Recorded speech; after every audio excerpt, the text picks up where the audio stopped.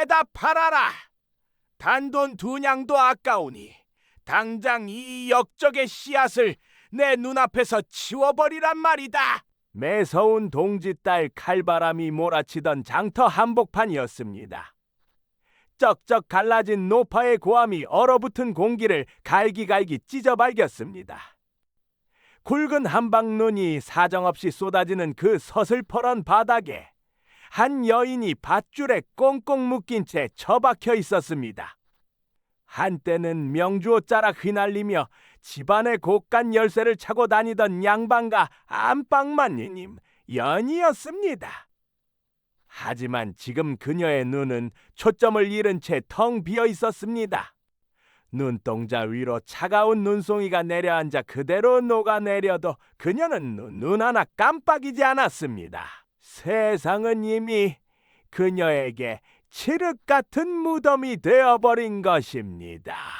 연희의 품 안에는 생후 6개월 된 갓난아기 준이가 추위에 파랗게 질린 채 힘없이 칭얼대고 있었습니다. 연희는 앞이 보이지 않는 그 암흑 속에서도 아기를 놓칠까봐 상처 입은 두 팔로 아기를 으스러지도록 꽉 껴안았습니다. 아이고, 저 눈먼 식충이를 누가 사겠어? 역적의 자식까지 달고 나왔으니 재수옴 붙었네.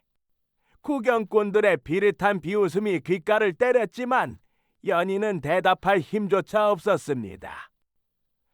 단돈 2냥에 팔려간 이 눈먼 여인이 훗날 온 고를 벌벌 떨게 할 귀부인이 되어 돌아올 줄은 이때는 아무도 몰랐습니다. 도대체 무엇이 누가 이토록 곱던 여인을 단돈 2냥짜리 짐짝으로 전락시킨 것일까요?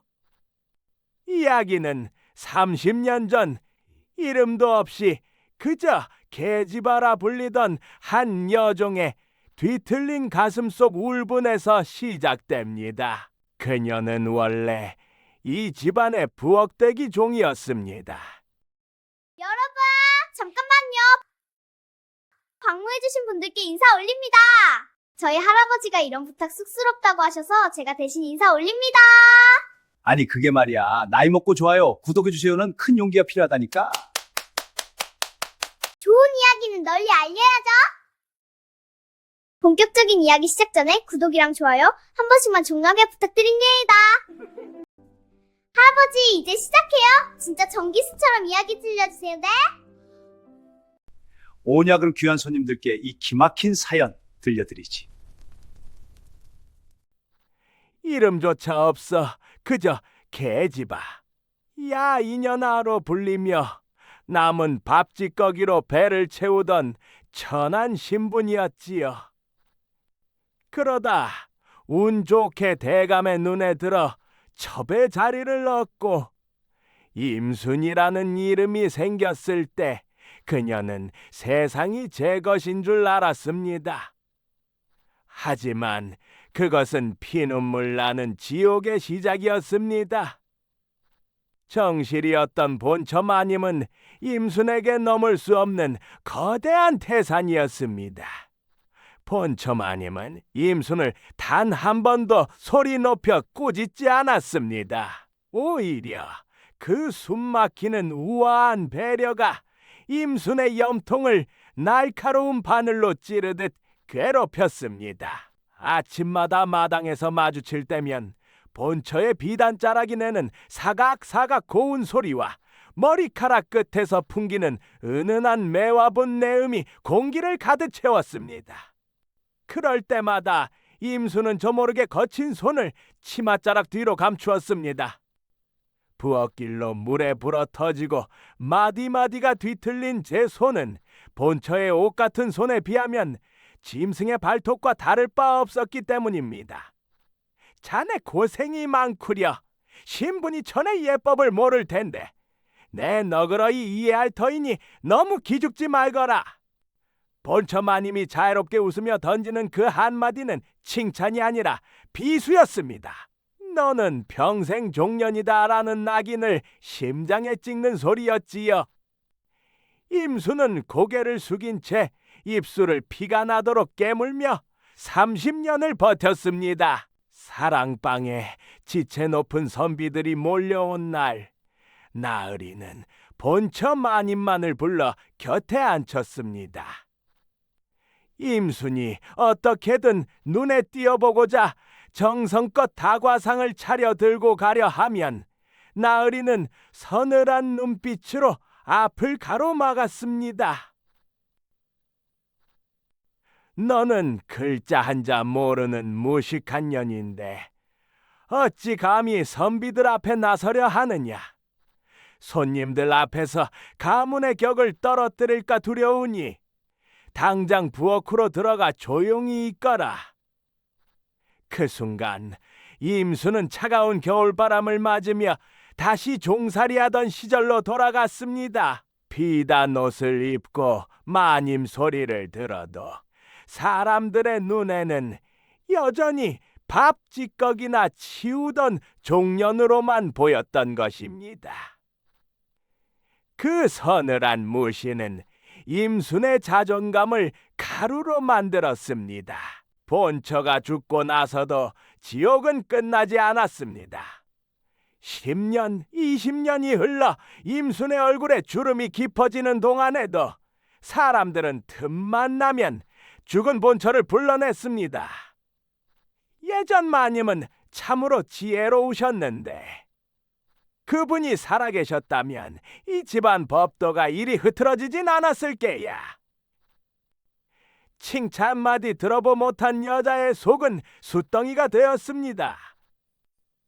그런데 그 지옥 같은 그림자 속에 며느리 연희가 들어왔습니다. 연희가가 대문을 넘어 들어오던 날 임수는 심장이 덜컥 내려앉았습니다.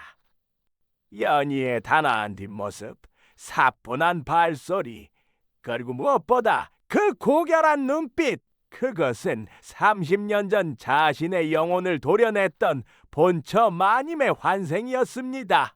연희가 문안 인사를 올릴 때마다 임수는 몸서리를 쳤습니다.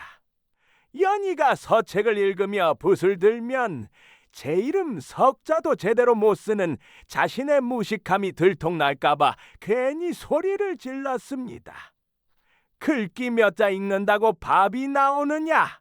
천한 계집은 몸을 움직여야 하는 법이다. 당장 나가서 똥장군을 지고 마당을 박박 닦지 못할까? 임수는 연희의 그 고귀한 자태를 오물에 담그고 싶어 안달이 났습니다. 연희에게 가장 천한 일을 시키고 며느리의 하얀 소리 거칠어진 것을 보며 비릿하게 웃었습니다. 너 어째서 화도는 내지 않느냐? 내 말이 웃음냐? 어서 대답하지 못해. 연희가 묵묵히 그 굴욕을 견뎌낼수록 임순의 질투는 광기가 되었습니다. 저 고고한 눈동자가 나를 비웃고 있어. 저 눈을 멀게 해야 내가 진짜 안방마님이 된다. 마침내 연희의 친정이 영모에 휘말린 날, 임수는 검은 두루마기를 뒤집어 쓰고 마을 끝 낡은 약방으로 향했습니다. 공동묘지 옆 약방에선 비릿한 흙냄새와 매캐한 약재 냄새가 진동했습니다. 임내 심장은 공포와 환희로 터질 듯 요동쳤습니다. 누가 볼까? 혹시 나으리께 들킬까? 등줄기에 식은땀이 흘러 옷이 축축하게 젖어들었지만 발걸음은 멈추지 않았습니다. 쿵, 쿵. 문을 부술듯 두드리는 소리가 고요한 산속에 울려 퍼졌습니다. 삐걱거리는 소리와 함께 나타난 백발의 약방 주인이 촛불 하나를 들고 임내 얼굴을 훑어보았습니다. 이 늦은 밤에 양반과 안주인이 여긴 무슨 일로 찾아오셨소? 여긴 사람 살리는 약만 있는 곳이 아니니 어서 돌아가시오. 약방 주인의 서늘한 거절에 임수는 품속에서 은자 한 양을 꺼내 들었습니다. 촛불에 반사된 은자의 번득임이 주인의 탐욕스러운 눈동자에 맺혔지요. 임수는 뱀이 기어가는 듯한 음성으로 속삭였습니다. 시력을 잃게 하되 숨줄은 끊어지지 않는 약초가 필요하오. 내 알기로 당신 창고 깊숙한 곳에 그런 귀한 것이 있다고 들었소만. 주인은 낡은 괴짝 밑바닥에서 검은 보자기 하나를 꺼내왔습니다.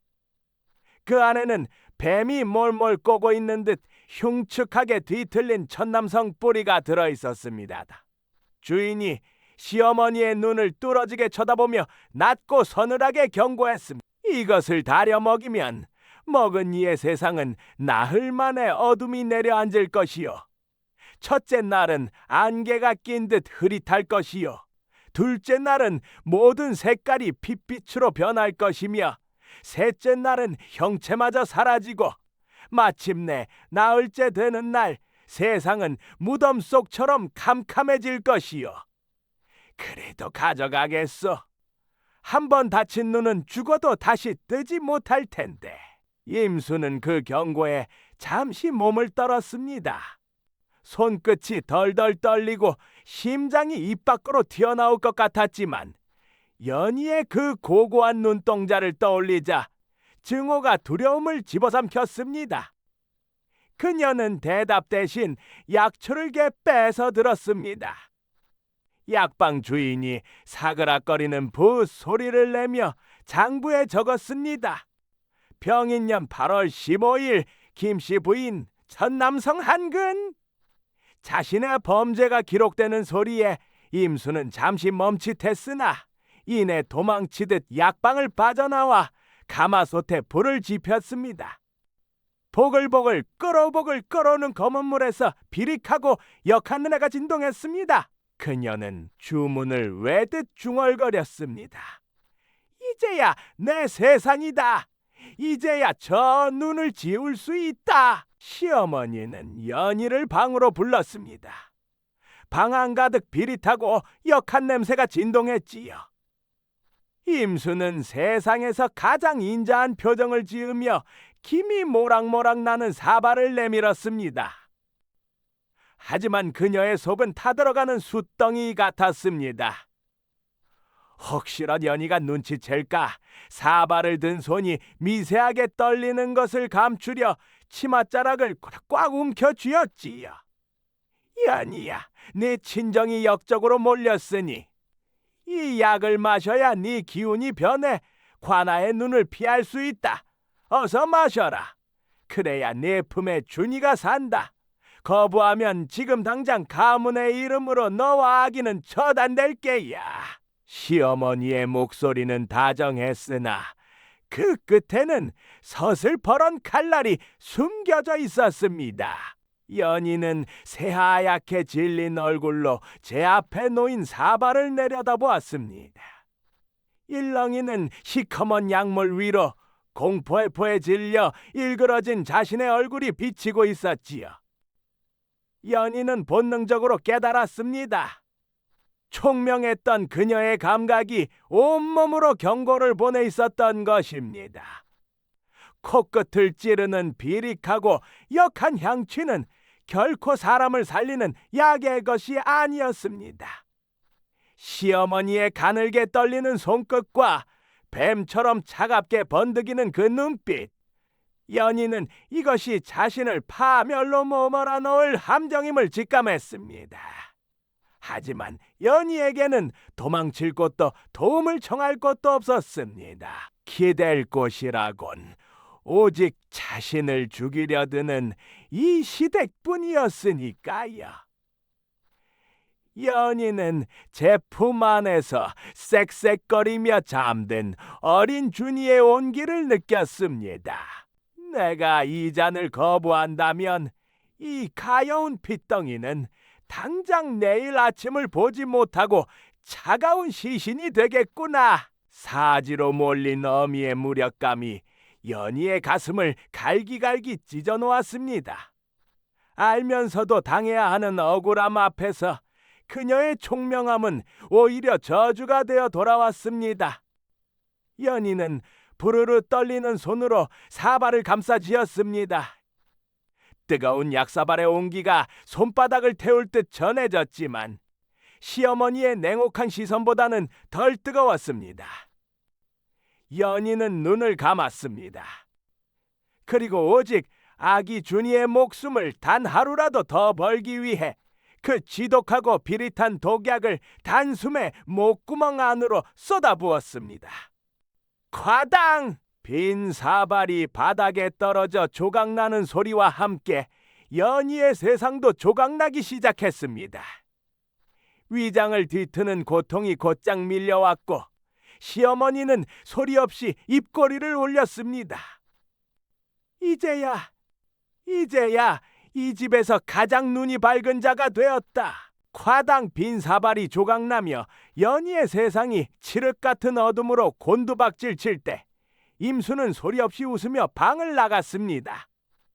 그 후 연희의 눈앞에는 약방 주인이 예언했던 잔혹한 나흘이 시작되었습니다. 첫째 날 아침이었습니다. 잠에서 깬 연희는 소스라치게 놀라 제 눈을 비비고 또 비볐습니다. 창호지 문 사이로 들어오는 햇살이 예전처럼 눈부시지 않았습니다. 마치 짙은 안개가 자욱한 숲속에 갇힌 듯 세상의 모든 윤곽이 흐물거리고 번져 보였지요. 연희는 떨리는 손으로 바닥을 더듬어 아기를 안아 올렸습니다. 전하, 조금만 더 어미를 받아오. 아직 내 웃는 얼굴을 다 못 보았는데. 연희는 애써 눈을 크게 떴으나 공기 중에 부유하는 먼지조차 거대한 장벽처럼 시야를 가로막았습니다. 둘째 날이 되자 세상에서 빛이 사라지는 대신 기괴한 색채가 덮여왔습니다. 약방 주인의 말대로 모든 것이 핏빛으로 물들기 시작한 것입니다. 어제까지만 해도 희미하게 남아 보이던 준이의 붉은 베네 쪼고리는 이제 검붉은 핏덩이처럼 보였고 방 안의 가구들은 마치 피바다 위에 떠있는 검은 섬들 같았습니다. 연희는 공포에 질려 비명을 질렀습니다. 아, 피다! 온 세상이 피야! 연희는 미친 사람처럼 아기를 품에 안고 마당으로 나갔습니다. 하지만 눈을 찔러오는 햇살마저 붉은 칼날이 되어 연희의 눈동자를 난도질했습니다. 셋째 날, 이제 세상에는 형체라는 것이 존재하지 않았습니다.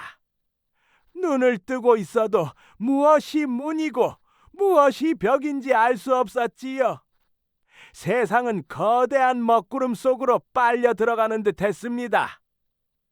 연희는 제 손가락조차 보이지 않는 그 희끄무레한 지옥 속에서 오직 준이의 숨소리만을 쫓았습니다. 준아, 어디 있느냐? 어미 손을 잡거라. 연희는 방향을 잃고 문지방에 이마를 찍었습니다. 둔탁한 소리와 함께 이마에서 뜨거운 진액이 흘러내렸지만 그녀는 아픈 끼지 못했습니다. 오직 아기가 시야에서 영영 사라졌다는 그 압도적인 무력감이 그녀를 집어삼켰습니다. 마침내 나흘째 되는 날 새벽, 연희는 눈을 떴으나 그것은 감은 것과 다를 바가 없었습니다. 세상은 무덤 속처럼 고요하고 완벽한 암흑이었습니다. 준아, 내 새끼 어디 있느냐? 연희는 비명을 지르며 요람 쪽으로 몸을 날렸습니다. 하지만 손을 뻗은 곳엔 차가운 바닥뿐이었습니다.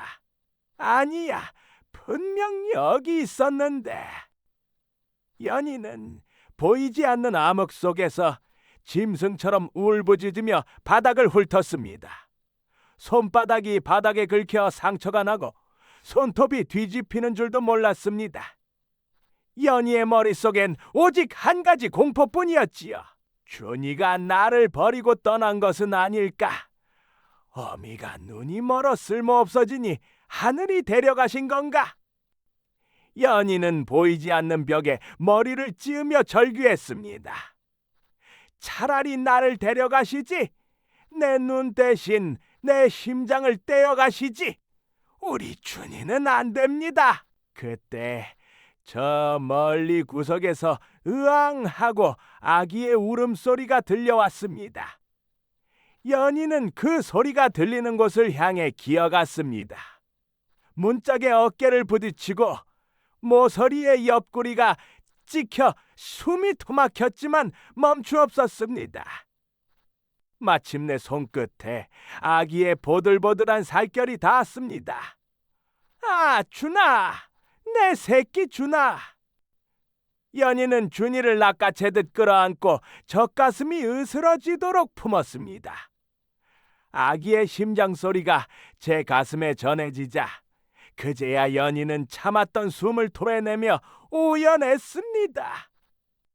미안하다. 어미가 눈이 멀어 너를 다뤘지도 못했구나. 이제 이 어미가 눈이 아니라 심장으로 너를 보마. 절대로 너를 놓치지 않으마. 연희는 보이지 않는 눈 대신 손가락 끝으로 준이의 얼굴을 하나하나 그렸습니다. 콧날의 높이, 작은 입술의 결, 보드라운 귓바퀴.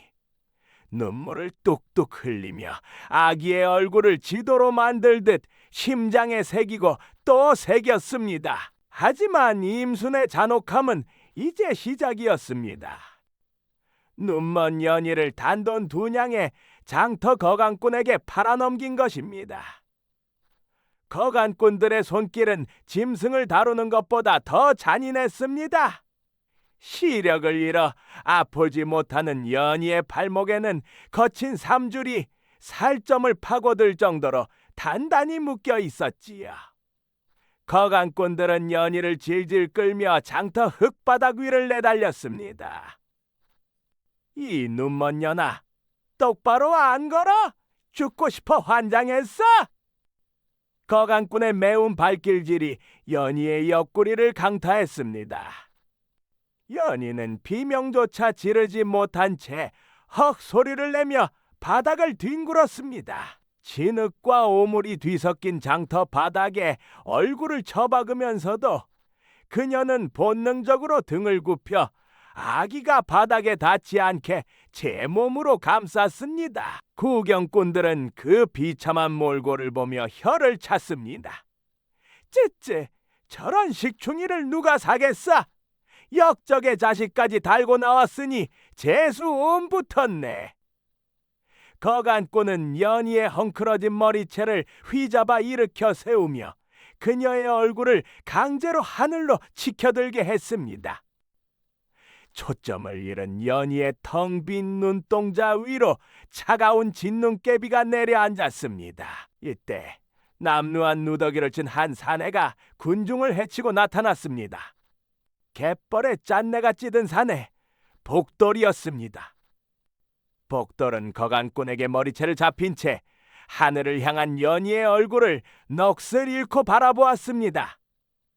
복돌은 제 가슴팍에 기게 패인 해묵은 흉터를 더듬었습니다. 15년 전 굶주림을 참지 못해 좌이정택 담장을 넘다 포졸들의 칼날에 죽을 뻔했던 어린 도둑 복돌. 그때 자신을 숨겨주고 직접 상처를 매만져주며 살려준 이가 바로 저 여인이었습니다. 복돌은 품속 깊은 곳에서 낡은 비단천에 쌓인 백꽃 문양의 옥비녀를 꺼냈습니다. 당시 연희가 차라리 이걸 팔아 배를 채우라며 쥐어주었던 그 비녀를 복돌은 차마 팔지 못하고 15년간 품고 살았습니다. 언젠가 이 은혜를 꼭 갚겠노라 다짐하며 갯벌에서 굴을 따고 조개를 캐며 피 같은 전 재산 2냥을 모아왔던 것입니다. 복돌은 흙바닥을 구르는 연희를 보며 피눈물을 삼켰습니다. 마님, 소인이 죽을 죄를 지었습니다. 이제야 은혜를 갚으러 왔습니다. 복돌은 떨리는 손으로 전 재산 2냥을 거간꾼의 발 앞에 던졌습니다. 그가 연희를 업고 도착한 곳은 사람의 온기라곤 찾아볼 수 없는 버려진 갯벌 끝자락의 움막이었습니다. 지붕의 볏짚은 태반이 날아가 밤하늘의 별이 그대로 보였고 벽은 구멍이 숭숭 뚫려 바닷바람이 칼날처럼 들이쳤습니다. 복돌은 마른 갈대를 한 짐 베어와 바닥에 깔았습니다. 하지만 연희는 보이지 않는 손으로 바닥을 훑어 날카로운 가시들을 하나하나 골라냈습니다. 조나, 조금만 참거라. 어미가 따뜻하게 해줄게. 손톱 밑에 흙이 박히고 상처가 깊어갔지만 그녀는 멈춘 적이 없었습니다. 밤이 깊어지자 아기 준이가 배고픔에 절규하기 시작했습니다. 시어머니가 먹인 도끼에 젖 한 방울 나오지 않던 연희는 결심한 듯 제 손가락을 입안 깊숙이 밀어 넣었습니다. 생살이 지켜지는 고통이 움막 안에 무겁게 내려앉았습니다. 연희는 비명 한 번 지르지 않고 입술을 깨물며 고통을 삼켰습니다. 이내 뜨겁고 비릿한 생명의 기운이 입안 가득 고였고 연희는 그 상처 입은 손가락을 준이의 메마른 입술에 조심스레 물렸습니다. 아기의 작은 목구멍으로 어미의 생명이 넘어가는 소리가 들렸습니다. 기운이 멎으면 다른 손가락을 다시 물렸습니다. 연희는 제 몸의 생명을 아기에게 남김없이 쏟아부었습니다. 준아, 어미의 진액이라도 먹고 제발 살아만다오. 살아서.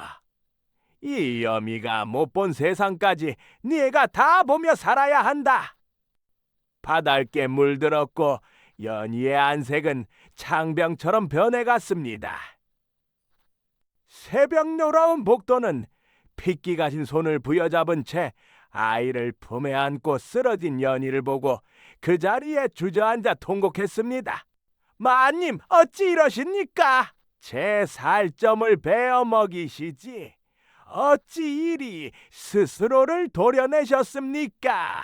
복돌의 통곡 소리가 파도 소리에 섞여 갯벌 너머로 흩어지던 그날부터 연희의 처절하고도 신비로운 생존 서사가 시작되었습니다. 여인은 보이지 않는 암흑 속에서 오직 코끝과 손가락 끝의 감각만으로 움막 안의 솥을 지켰습니다. 복돌이 갯벌 바닥을 긁어 가져온 이름 모를 조개 껍데기들, 산비탈 돌틈에서 캐온 억센 약초 뿌리들. 연희는 그것들을 하나하나 코끝에 가져다 대며 숨을 깊게 들이마셨습니다. 이건 흙냄새가 너무 짙어주니 배가 아프겠구나.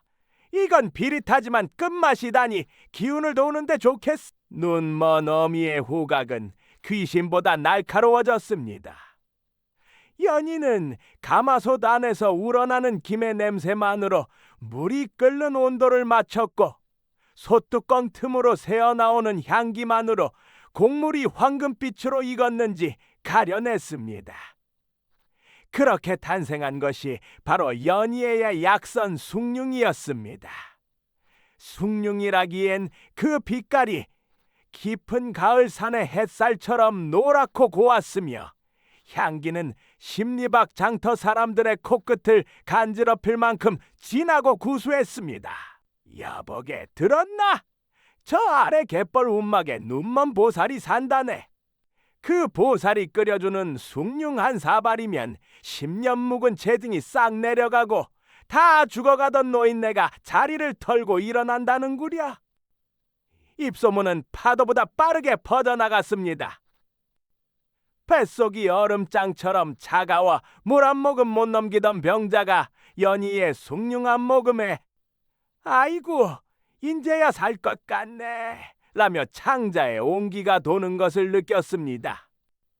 연희는 그 명성이나 사람들이 내미는 엽전에 마음을 두지 않았습니다. 그녀의 온 영혼은 오직 아들 준이의 훈육에 가 있었습니다. 준아, 어미 손바닥 위에 내 손가락 붓으로 글자를 새겨보거라. 획 하나하나에 내 영혼을 싣고 꾹꾹 눌러서 가슴에 새겨야 한다. 종이에 쓴 글자는 물에 젖으면 지워지나 내 어미 손바닥에 새긴 마음은 죽어도 지워지지 않는 법이다. 준이는 어머니의 갈라진 송금 위에 글자를 새겼습니다. 연희는 보이지 않는 눈 대신 귀를 쫑긋 세웠습니다. 정자의 마지막 막획이 떨리는구나. 네 마음속에 배고픔이 슬몄느냐, 아니면 요행을 바라는 마음이 스몄느냐? 연희는 아들의 소리 하나만으로 아이에 읽어냈던 것입니다. 그러던 어느 가을날 10살이 된 준이가 늦게 들어왔습니다. 준이가 문을 여는 순간 연희의 콧날이 바르르 떨렸습니다. 갯벌의 비린내만 가득하던 움막에 낯설고 기름진 고기 향이 스며든 것입니다. 준아, 이리 오너라. 네 몸에서 어찌하여 네 것이 아닌 냄새가 나느냐? 준이는 주춤하며 물러섰지만 연희는 귀신같이 발목을 낚아챘습니다. 준이의 품 안에는 기름 종이에 쌓인 고기만두 하나가 들려 있었지요. 어머니, 장터 잔치집 뒷담 옆에 떨어져 있기에 어머님 드시고 기운 차리셨으면 해서. 연희는 대답 대신 자리에서 일어나 매정한 회초리를 찾아냈습니다. 그리고는 준이의 종아리가 아니라 제 자신의 종아리를 사정없이 내리치기 시작했습니다. 딱! 딱! 메마른 회초리가 연희의 야야인 다리를 때릴 때마다 핏방울이 바닥에 튀었습니다. 어머니, 제발 그만하세요. 제가 잘못했습니다. 다신 것을 남아 탐하지 않겠습니다. 준이는 자지러지며 어머니의 다리를 붙잡고 울었습니다. 연희는 절규하듯 소리쳤습니다. 저마, 우리가 숭늉 한 모금으로 버틸지언정 남의 것을 탐하는 순간 우리 영혼은 시궁창에 처박히는 것이다. 내 아비와 할머니가 나를 버릴 때 그들이 버린 것은 내가 아니라 가문의 긍지였다. 너까지 도둑놈이 된다면 이 어미는 더 이상 살아갈 이유가 없다. 그날 밤 준이는 어머니의 눈물 섞인 차가운 숭늉을 마시며 뼈저리게 깨달았습니다. 남의 것을 탐하는 배부름은 짐승의 삶이라는 것을요. 준이의 눈에는 불꽃이 일었습니다. 복수하는 길은 오직 세상을 꿰뚫는 지혜를 갖는 것뿐임을 가슴 깊이 새겼습니다. 준이의 천재성은 그런 지독한 결핍과 서슬퍼런 훈육 속에서 찬란하게 꽃을 피우기 시작했습니다. 준이가 10살이 되던 해 갯벌 끝자락에 유배를 온 전직 예조판서 김진사와의 운명적인 만남이 시작됩니다. 김진사는 매일 아침 안개자욱한 갯벌을 산책하며 자신의 망가진 신세를 한탄하던 노인이었지요. 그러던 어느 날 그는 썰물로 드러난 평평한 모래벌판 위에 나뭇가지로 거대한 글자를 써내려가는 한 아이를 발견했습니다. 백성의 눈물은 바다와 같아 그 깊이를 재려하는 자는 스스로 침몰할 것이요. 그 소리를 듣는 자는 천하를 얻으리라. 김진사는 제 눈을 의심했습니다. 10살 아이가 썼다고는 믿기지 않는 문장의 깊이와 마치 칼날로 벤 듯 장중한 필 때문이었지요. 노인은 아이에게 다가가 물었습니다. 얘야, 이 비범한 글귀를 어디서 배웠느냐? 준이는 허리를 굽혀 인사하며 답했습니다. 눈먼 제 어머니께서 매일 밤 제 손바닥에 새겨주신 말씀입니다. 그날 이후 김진사는 준이의 스승을 자처했습니다. 종이 한 장 없는 움막이었지만 스승은 준이에게 사서 삼경과 제왕학 그리고 나라의 법전을 낭독해 주었습니다. 준이는 그 방대한 지식을 단 한 번 듣는 것만으로 머릿속 서고에 통째로 집어넣었습니다. 스승은 경탄하며 말했습니다. 이 아이는 눈으로 읽는 자가 아니라 마음의 귀로 온 세상을 기록하는 자로구나. 장차 이 나라를 뒤흔들 거물이 될 것이. 준이는 스승에게 배운 학문을 오직 한 가지 목적, 어머니의 원수를 갚는 진실의 그물을 짜는 데 썼습니다.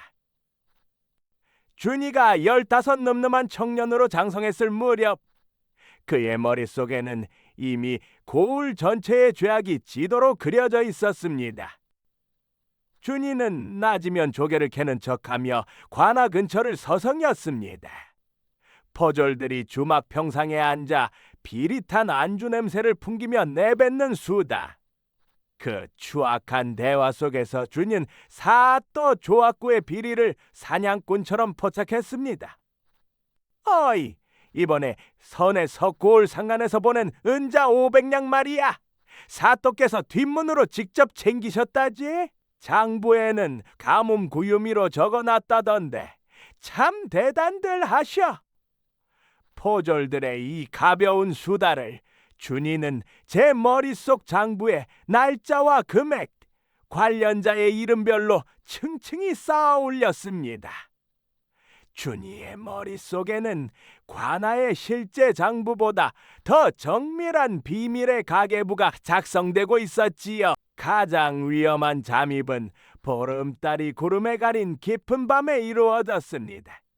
준이는 15년 전 임순이 독약을 사갔던 그 낡은 약방을 수십 번 찾아갔습니다.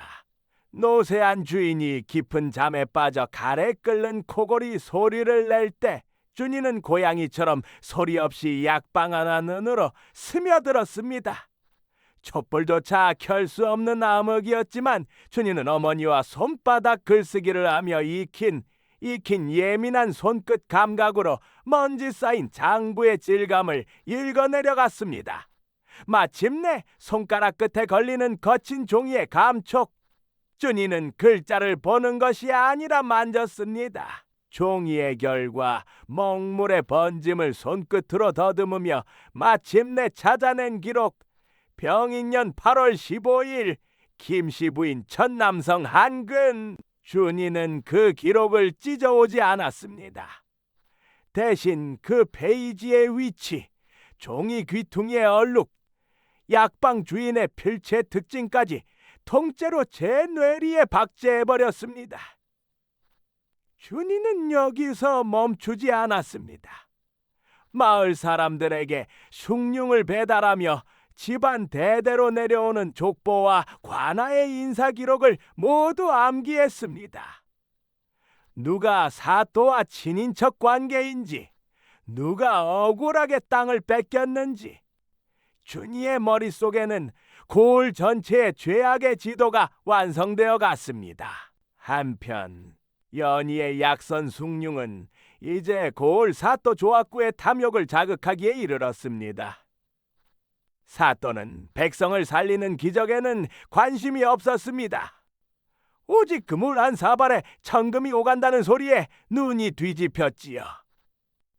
그 눈먼 년이 끓이는 물 한 사발에 병이 낫는다니. 필시 그 안에 sak한 비법이 있을 게다.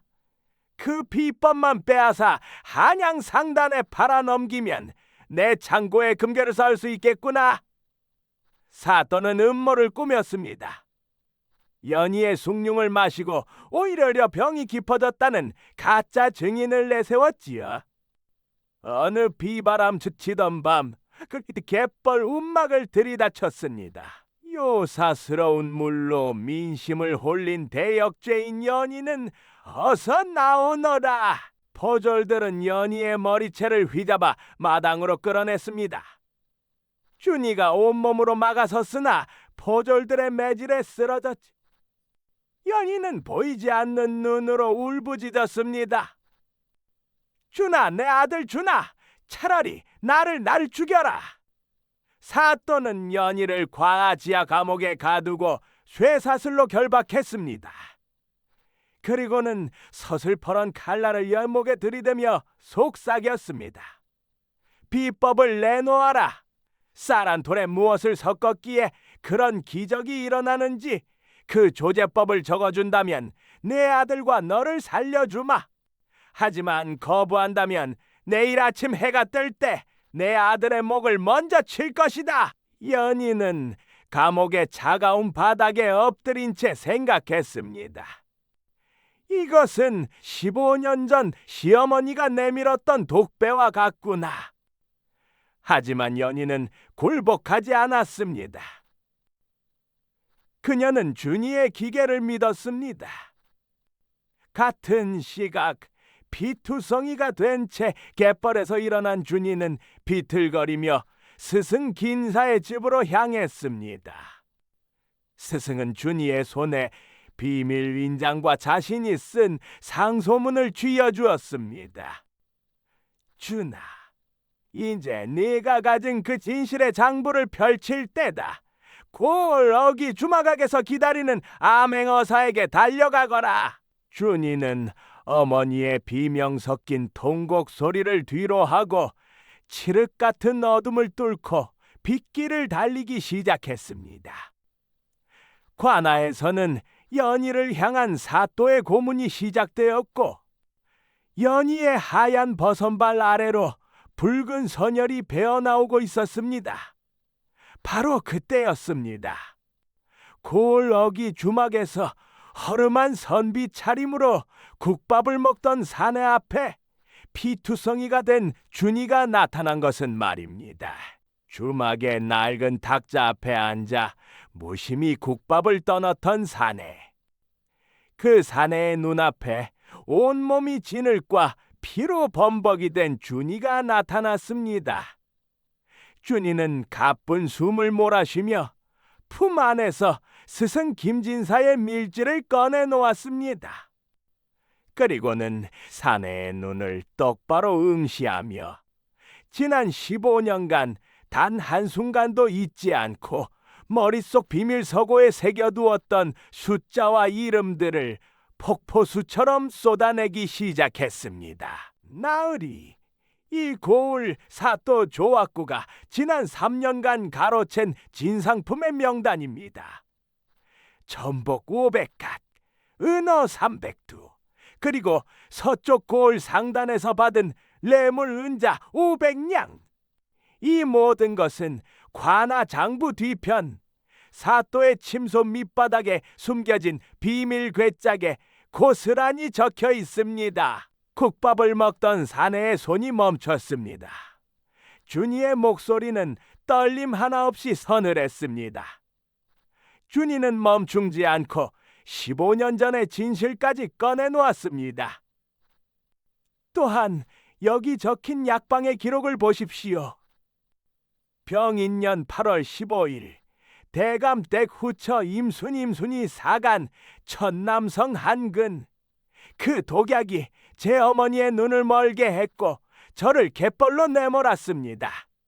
제 머릿속에 담긴 이 모든 날짜와 장소, 증거들이 거짓이라면 지금 당장 제 목을 베셔도 좋습니다. 사내는 준이의 눈 속에 서린 그 깊고도 맑은 증오를 보았습니다.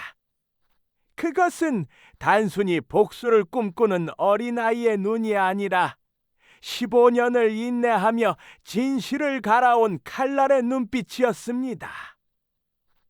사내는 천천히 자리에서 일어나며 곁에 둔 마패를 움켜쥐었습니다. 네 말이 단 한 글자라도 틀린다면 너와 네 스승 모두 무사하지 못할 것이다. 하지만 사실이라면 네 고을의 하늘이 바뀔 것이다.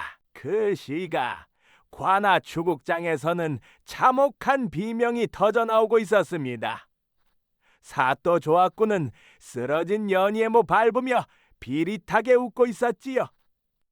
비법을 말해라. 그 숭늉에 무엇을 넣었기에 백성들이 너를 보살이라 부르느냐? 어서 말하지 않으면 내 아들놈을 지강장 이 자리에서 처단할 것이다. 연희는 으스러진 손가락으로 바닥을 긁으며 신음했습니다. 사또, 비법 같은 것은 없사옵니다. 그저 사람을 살리고자 하는 어미의 눈물뿐입니다. 사또가 노발대발하며 형틀의 몽둥이를 치켜든 순간이었습니다. 암행어사 출두여! 암행어사 출두여! 번개 소리보다 더 크게 울려 퍼진 함성에 관아 대문이 통째로 박살나며 역졸들이 들이닥쳤습니다. 포졸들은 혼비백산하여 무기를 내던지고 진흙 바닥에 머리를 박았습니다. 어사가 위엄있게 마당 한복판으로 들어섰고 그 뒤로 피 묻은 옷을 입은 준이가 서슬퍼런 눈빛을 빛내며 걸어 들어왔습니다. 어사는 의자 밑으로 기어 들어가는 사또 조악구의 뒷덜미를 보며 호통을 쳤습니다. 사또 조구는 들어라. 내 놈의 침손 밑바닥 괴짝을 이미 확인했다. 횡령한 진상품과 뇌물 장부가 내 놈의 목을 치는 작두가 될 것이다. 또한 이 고을 대감댁 후처 임순과 그 아들놈을 당장 압송하라. 어사의 명이 떨어지자마자 역졸들이 대저택으로 들이닥쳤습니다. 잠시 후 비단옷 자락이 흙탕물에 절은 채 질질 끌려온 임순과 연희의 남편이 관아마당에 팽개쳐졌습니다. 임순은 상황 파악도 못한 채 소리를 질렀습니다. 이게 무슨 예법입니까? 내가 이 고을 안방마님인데. 하지만 어사는 준이가 바친 진실의 장부를 펼쳐 보이며 싸늘하게 일갈했습니다. 내 놈들은 들으라. 내 놈들이 감히 영모로 몰아세웠던 좌이정 댁은 이미 주상 전하의 친국으로 그 결백이 만천하에 증명되었느니라. 전하께서는 좌이정 댁의 명예와 가산을 즉시 복위시키라 엄히 명하셨다. 또한 여기 준이가 목숨 걸고 지켜온 약방 장부가 내 놈들의 죄상을 증거하고 있다. 고귀한 종친이 하나뿐인 혈육의 눈을 멀게 한 독약과 곳간에 거짓 서신을 심어 가문을 도륙하려 한 내 놈들의 관계가 여기 낱낱이 기록되어 있느니라. 감히 왕실의 권위를 능멸하고 무고한 가문을 찬탈하려 한 대역죄를 어찌 감당하려 하느냐? 사람의 탈을 쓰고 짐승보다 못한 짓을 저질렀으니 하늘이 노하고 땅이 통곡할 일이로다. 여봐라, 저 대역죄인들을 당장 포박하여 한 놈도 남김없이 국법의 엄중함을 보여주어라. 어사의 호통에 임순의 안색이 잿빛으로 변하며 주저앉았습니다. 이때 연희의 남편이 어사의 바짓가랑이를 붙잡으며 비굴하게 울부짖었습니다. 나으리, 저는 정말 몰랐습니다. 제 어머니가 하신 일이지 저는 교를 다했을 뿐입니다. 어사는 그 추악한 변명을 듣고 가소롭다는 듯 코웃음을 쳤습니다. 내 놈이 몰랐다고? 너를 평 모셔온 늙은 친모의 증언에 따르면 연희가 독약을 마시고 고통에 몸부림칠 때 내 놈은 바로 옆방에서 문고리를 잡은 채 그 소리를 닫고 있다더구나.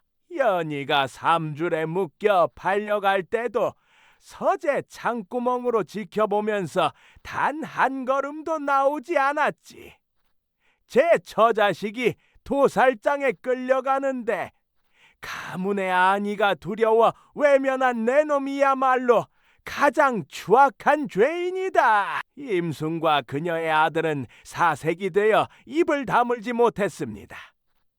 연희의 친정은 복권되었고 몰수되었던 저택과 재산은 모두 연희와 준이에게 돌아갔습니다.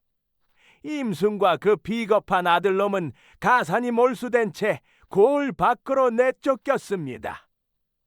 어사는 준이의 비범한 재주와 공을 치하하며 말했습니다.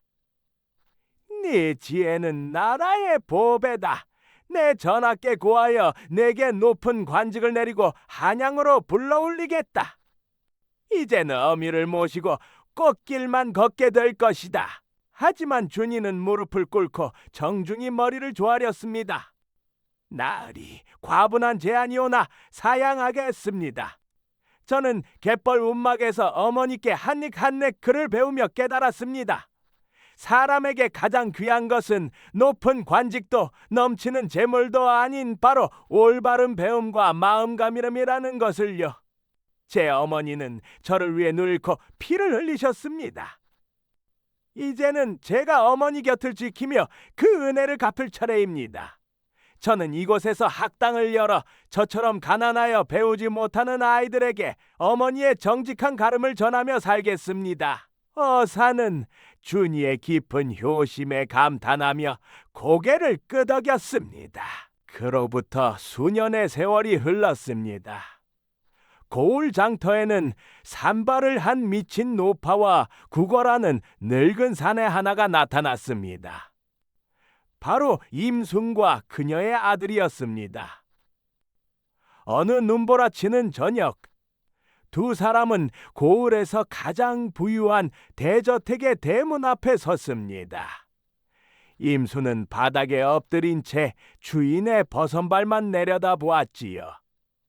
그런데 눈앞에 나타난 비단 버선의 자태와 은한 매화분 내음, 그것은 임순이 평생을 시기했던 본처 마님의 향기였습니다.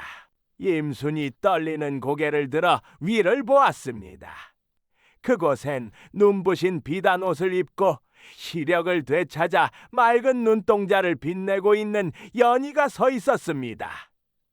좌이정댁 안주인의 고귀한 기품이 온몸에서 뿜어져 나왔지요.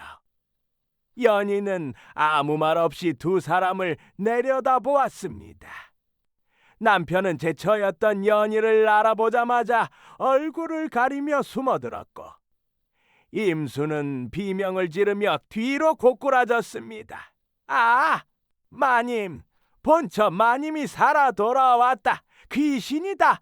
귀신이다. 저 귀신이 내 눈을 파먹으려 한다. 임순은 눈 덮인 바닥을 기어다니며 제 눈을 스스로 핥히기 시작했습니다. 연희의 고결한 모습이 제 더러운 눈에는 감당할 수 없는 칼날이 되어 박힌 것입니다. 연희는 끝내 단 한 한마디도 건네지 않았습니다. 그저 조용히 대문을 닫고 안으로 들어갔을 뿐입니다. 쾅 소리와 함께 닫힌 문 너머로 임순의 비명과 남편의 비참한 흐느낌만이 겨울밤을 찢었습니다. 임순은 죽는 날까지 미쳐갔고 비겁했던 아들놈은 평생을 구걸하며 대가를 치렀습니다. 반면 연희는 아들 준이의 보살핌 속에 잃었던 질 완전히 되찾았습니다. 갯벌의 비린내를 이겨내고 피어난 황금빛 숭늉의 향기는 악인의 파멸과 선인의 기적을 품은 채 온 나라의 전설로 남았습니다.